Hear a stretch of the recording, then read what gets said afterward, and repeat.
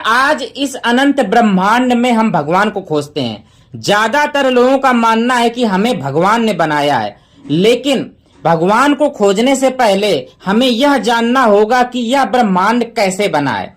इस पर विज्ञान कहता है कि संपूर्ण ब्रह्मांड एक ही कण से बना है, जिसे गॉड पार्टिकल्स कहते हैं।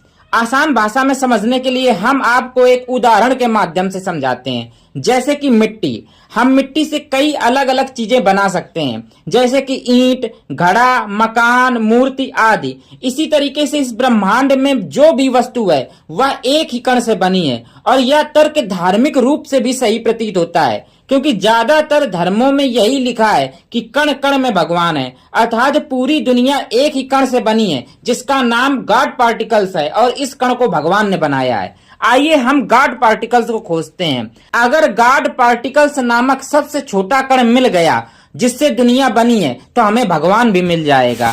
अभी तक परमाणु को ही वैज्ञानिक सबसे छोटा कण मानते थे, लेकिन जैसे ही खोज आगे बढ़ी तो पता चला परमाणु से छोटा भी एक कण है जिसका नाम क्वार्क है। हम यह भी नहीं कह सकते हैं कि क्वार्क ही सबसे छोटा कण है, क्योंकि जैसे ही विज्ञान आगे बढ़ेगा तो उससे भी छोटा कण मिल सकता है। तो सबसे छोटा कण क्या है और यह कब मिलेगा? इस पर ज्यादातर वैज्ञानिक कहते हैं जब हम किसी कण को छोटा से छोटा करते जाएंगे तो आखिरी में शून्य नहीं मिलेगा, और यही शून्य सबसे छोटा कण होगा, और जिसे दूसरी भाषा में कहें तो यही गॉड पार्टिकल्स है, और इसी कण को भगवान ने बनाया है।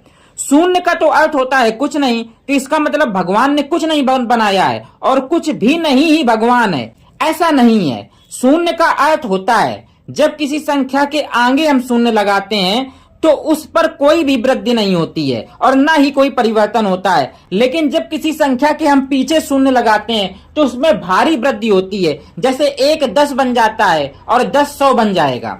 इसे अगर हम आसान भाषा में समझें तो इसका अर्थ यह हुआ कि जब आप भगवान को आगे रखेंगे, आप अगर ऐसा कहते हैं कि हे भगवान मेरा यह कार्य कर दो और बाद में मैं ये कर लूंगा, तो उसमें कोई भी वृद्धि नहीं होगी। लेकिन अगर आप भगवान को पीछे रखते हैं और यह कहते हैं कि मैं पूरी मेहनत और लगन के साथ यह कार्य करूंगा और हे भगवान आप मेरे पीछे से मदद करते रहना, तो आप में भारी वृद्धि होगी। शून्य ही भगवान है, और जब आप शून्य को किसी संख्या के आगे रखेंगे तो उसमें कोई भी परिवर्तन नहीं होगा, लेकिन अगर किसी संख्या के आप पीछे रखेंगे तो उसमें भारी गुना में वृद्धि होगी।